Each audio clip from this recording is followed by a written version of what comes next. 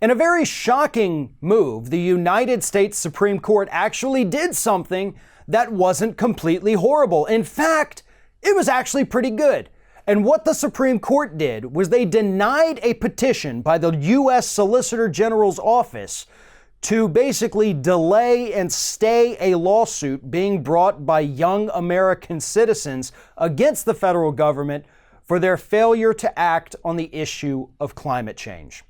Now, the Trump administration is one of the parties being sued. They're also suing members of the Obama administration for doing nothing, in addition to state and local officials who've done nothing to curb carbon emissions and who are making climate change worse due to their inactions. So, the Trump administration has tried countless times at this point to have this lawsuit dismissed or delayed or whatever it is, because they argue right now that the discovery process would just be too much of a hassle for the federal government to undertake. Well, the Supreme Court said, yeah, we don't really care.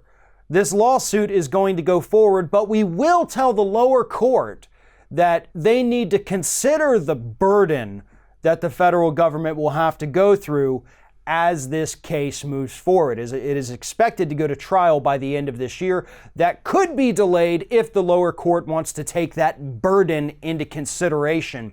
But nonetheless, the Supreme Court, the conservative Supreme Court, actually allowed this thing to go through and did not toss it out.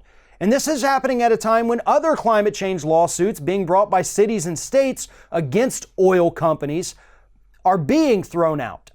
But this one's different. And this one has a real shot at forcing the government to take action. Why? Because they're not going after the fossil fuel companies. They're going after the government itself for failing to act. The government does have a duty, an obligation to act on behalf of the American public.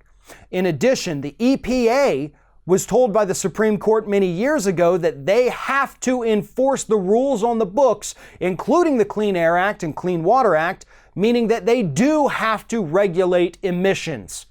These children are able to prove in their lawsuit, because it's pretty much public knowledge, that these federal agencies, including the overall government itself at the federal, state, and local level, have not been doing this. That is why this lawsuit has been allowed to go forward each time. Some of the ones going against the oil companies, that's a little bit more difficult to prove. Yes, they knew about climate change, as even the judges who've tossed the cases tell us. Yes, they've contributed to climate change, but at what percent?